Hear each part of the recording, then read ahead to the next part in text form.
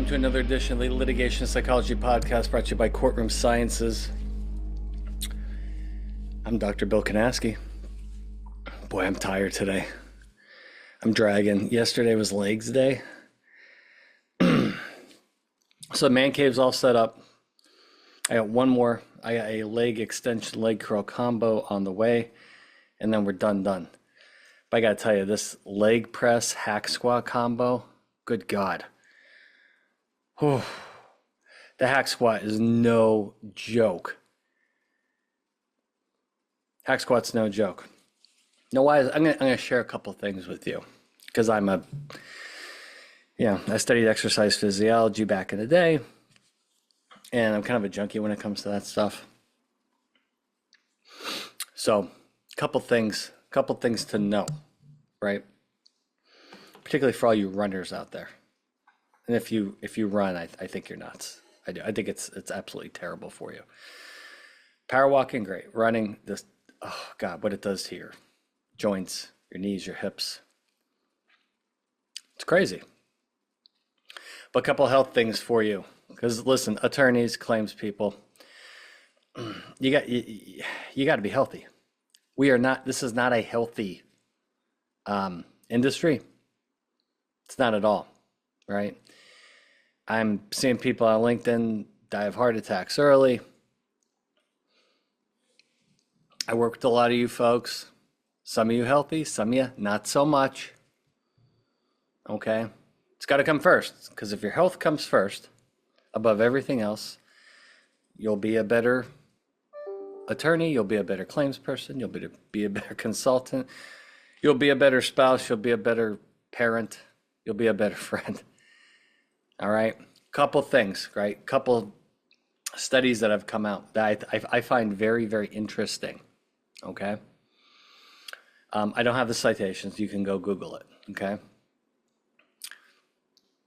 lean muscle mass in your quadriceps, okay, has now been shown to be the top factor in longevity. Okay. For ages and ages and ages, VO2 max, okay? However, quadricep, lean muscle mass, okay? Strong people reduces the risk of falls. Trust me, my grandmother fell a number of times and broke hips, broke arms, dislocated shoulders. Whew, got lucky.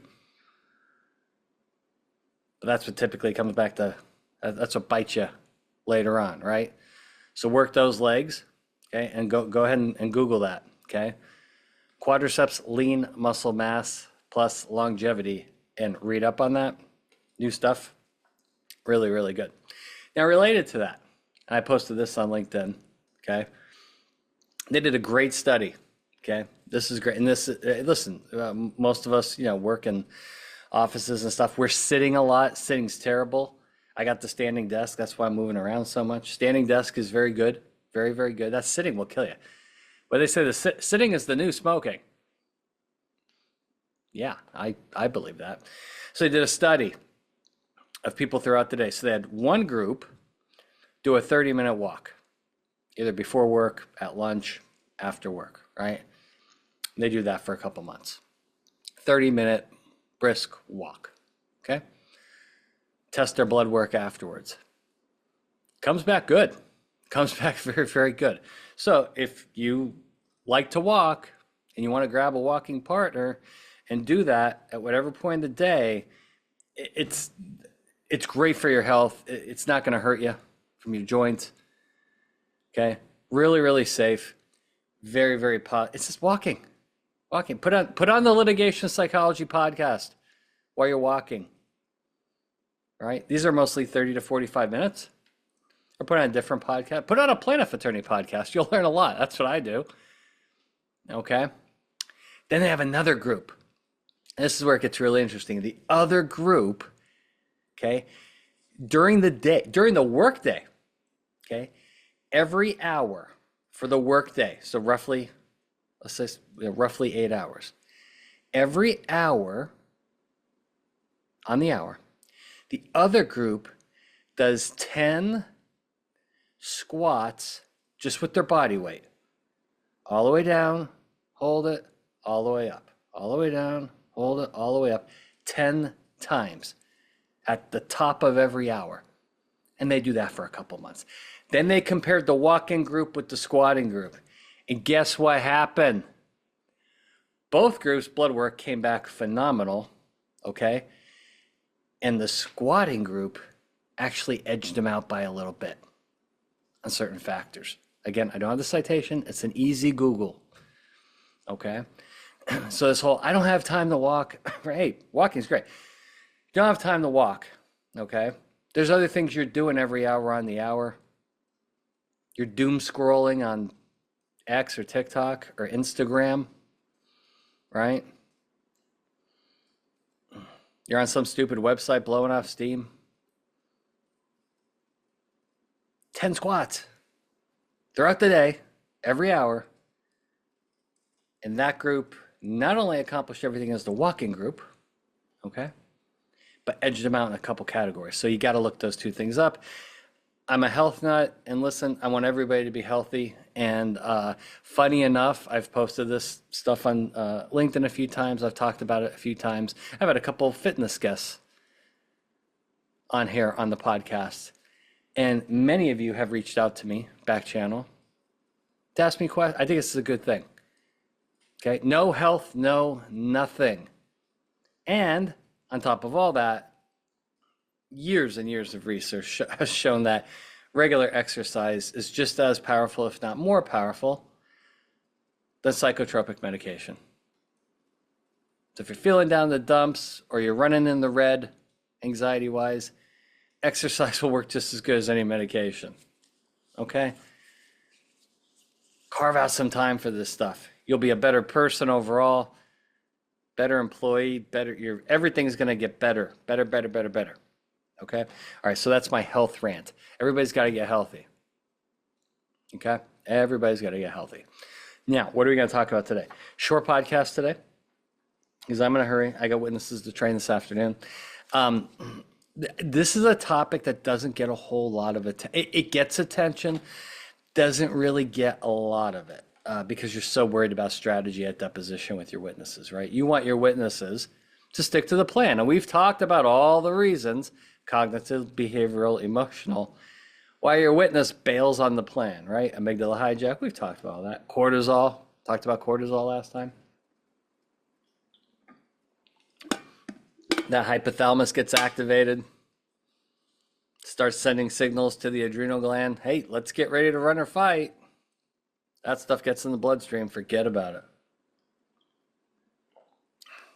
it. And if adrenaline pops in, then you're going to really forget about it. Okay, that's a nasty combo. We want to avoid that. Okay, but what I want to talk about is body language and facial expression during videotape depositions. Okay. What should be going on here? It's very, very difficult. You tell all your witnesses this. I tell them this, right? It tends to be one of the first things that fades. It goes. And on videotape, so we do a lot of focus groups and mock trials, and we play videotaped deposition clips because we want the witnesses to. We want feedback. We want the witnesses to, be shown to the mock jurors so we can get feedback on things like, believability, credibility, trustworthiness, knowledge, likability, stuff like that. Very, very important things. Excuse me. And so body language and facial expression, that gets processed. That's the first thing that gets processed in the juror brain. Okay? First thing. And I think it's also one of the first things that suffers, right? So what I tell every witness, and this is what you should tell your witnesses. Now, you're going to tell them this. It's very difficult to do this over several hours of a deposition because there tends to be a lack of self-awareness when it comes to body language and facial expression, okay? Particularly when you're against a very aggressive questioner, okay? First thing I tell them is that we want to be in job interview mode. So what does that mean? I think I'm going to sneeze. Oh, God. Sorry. I'm in Florida. It's like rained 3 times in the last 3 months. This pollen's killing me. All right. seasonal change. You know how that goes.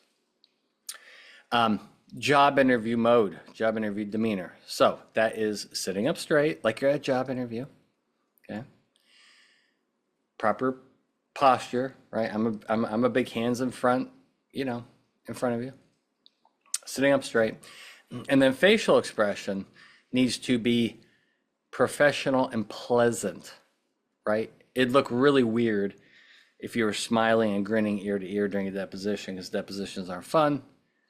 But if your witness looks like they're in the dental chair or in front of a firing squad, that's gonna look very awkward as well.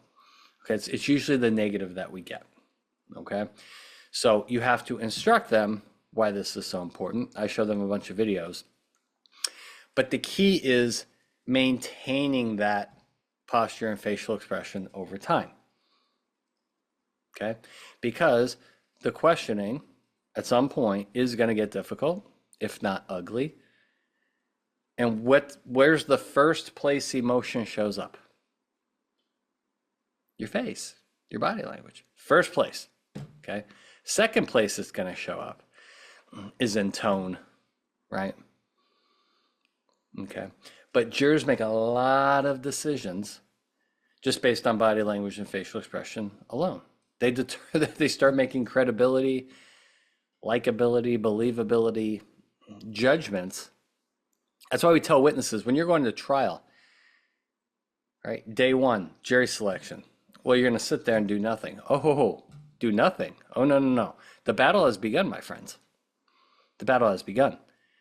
This is where you start winning over these jurors or losing them behaviorally with the body language and the facial expression. Okay?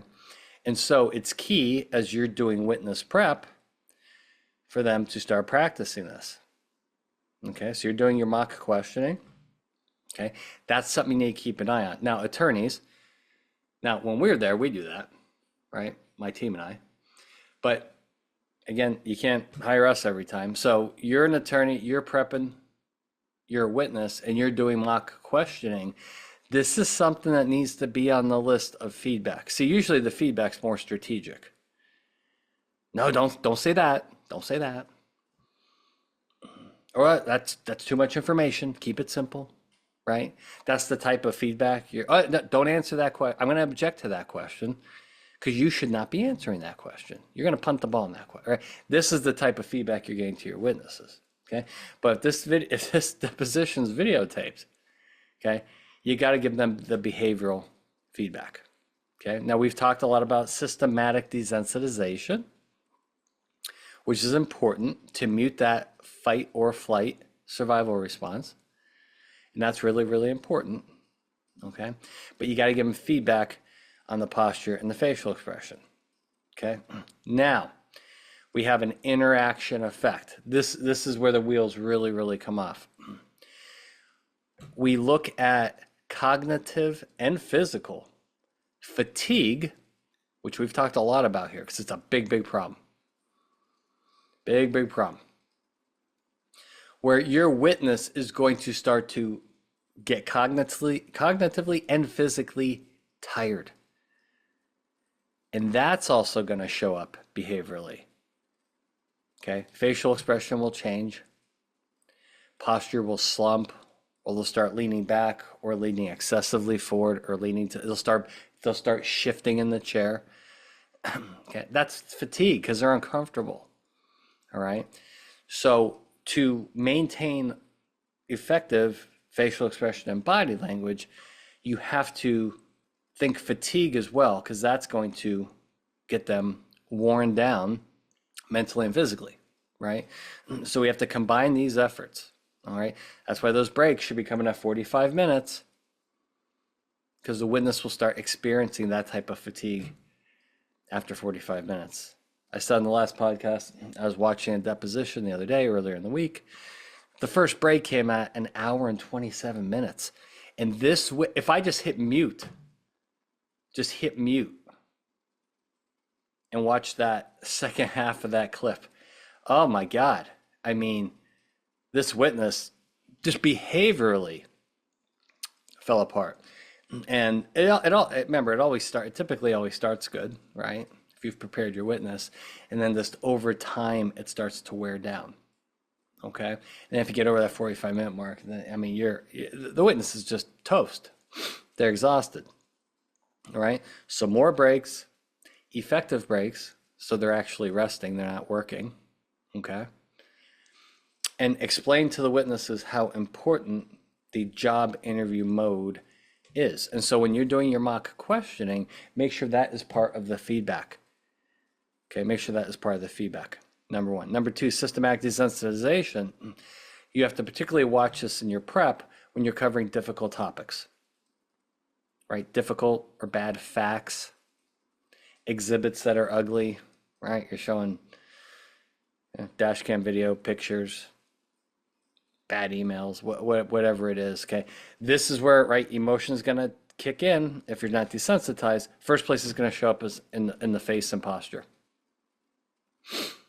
All right, so we got to keep an eye on that, because what you want to do is you want to train the witness to be desensitized and highly familiar with the negative stimuli. So then when this happens at the dep, facial expression, posture, stay consistent. Why? They've been exposed to the negative stimulus over and over and over. Okay?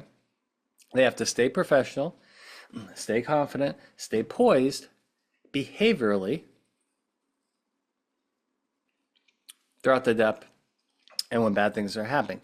This is no easy task, folks. No easy task. Okay? Now, you can see why this is so important at trial during cross-examination, right? Because if behaviorally the witness breaks down, jurors make all kinds of assumptions about their level of honesty, things like that. This stuff doesn't get talked about nearly as much as it should. So you really need to insert this into your witness prep. Keep an eye. Well, first of all, so the first step in anything, right? Remember, if you want to prevent a problem, I'm going to say this a million times. If you want to prevent a problem in life, not just litigation, if you want to prevent a problem, expose the problem. So step number one, talk to your witness. Tell them about this issue. Educate them. Okay? Teach them how to self-monitor. Okay? Step two, during your mock questioning, make sure you're giving behavioral feedback as well as strategic feedback. Okay? Now, obviously, if they're answering questions too quickly, you're going to say, "Hey, you're going way too fast here." They're giving long answers that are all over the place. You're going to tell them, "Hey, let's reel it in a little bit. Let's get those answers more concise and precise." They get on the yes. Okay, time out, right? You're going to give them all that feedback, okay?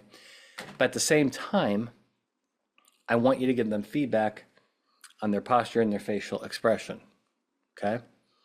Now, they go on the fight or flight. This is going to be bad. Now, here's the problem with this. When you're in the courtroom and the witness goes fight or flight, and behaviorally, like everybody in the world knows, this witness is cooked. They're cooked, okay? But this can still happen on videotape during deposition. Now, obviously the problem is jurors see this, right, in person in the courtroom, kills credibility, okay? But remember, the videotape deposition may be played at trial, and the same thing can happen. So we want to prevent this. Now, here's the danger. Here's another danger at deposition, is when the questioner, and by the way, defense attorneys, you do this. I'm talking about plaintiff attorneys, but you do this when you're questioning the plaintiff, family members, plaintiff experts. You do this whether you know it or not. But the plaintiff, all attorneys do this. All opposing counsel do this, no matter what side you're on. Is you're reading the body language and facial expression of the deponent. Okay? And when you see that shift, right, and you see the facial expression change, right? Remember, it typically goes one of two ways, but there's a third way. So we have the freeze response. So you'll feel a witness, you'll see, not hear yet, you'll see a witness getting upset. Eyebrows change, eye contact, right? Eyes, right? You get that mean face, that annoyed, right? Irritability, postural shift. You know that witness is struggling as the questioner. You know it. And what do you do? So you found the button, and what are you going to do? You're going to keep hitting the button. That's what all attorneys do. And you should. It's good lawyering. Okay. So we want to prevent that in our prep. Now, that's more the fight response, right? So as the flight response happens, then you'll see that kind of eyes open wide. See, angry, eyes get, you get that. Eyebrows go down, eyes shut a little bit. Anxiety, it's eyes wide open. It's that oh shit look on your face, right? More the panic, anxiety, nervousness response. Okay. Breathing changes. All right. That's the flight response kicking in. Okay. So you have to be able to recognize that, because the opposing counsel is going to recognize that. All right. Now freeze. This is deer in the headlights. This is where they stay completely still. They're robotic. Right? Deer in the headlights. And they're frozen. That's a hyperactivation of the parasympathetic nervous system. They're frozen, right? All of this shows up behaviorally first. Okay? It looks terrible. Jurors see this, whether it's on videotape, right? Or at trial. And then it could really, really hurt credibility. So this is something it needs more attention. It needs to be worked on. Okay? Now, I don't videotape mock Q&A and witness prep because it's a waste of my time. And if you're using operant conditioning techniques like my team and I do, videotaping is a pain in the ass. Okay? However, if you attorneys, if you would like to do that at some point in your prep, meaning, hey, we're going to do 30 minutes of questioning, we're going to videotape it, then you guys can do that on your own. Go ahead. I'm not doing that because I have to adhere to operant conditioning protocol. I have to give feedback immediately to extinguish the negative response. Waiting 30 minutes to give feedback on something that happened 23 minutes ago, highly ineffective. Okay. However, this could be one of your kind of late game things that you do with a witness. You're going to videotape, right? And then you're going to watch the videotape and you're going to provide, right?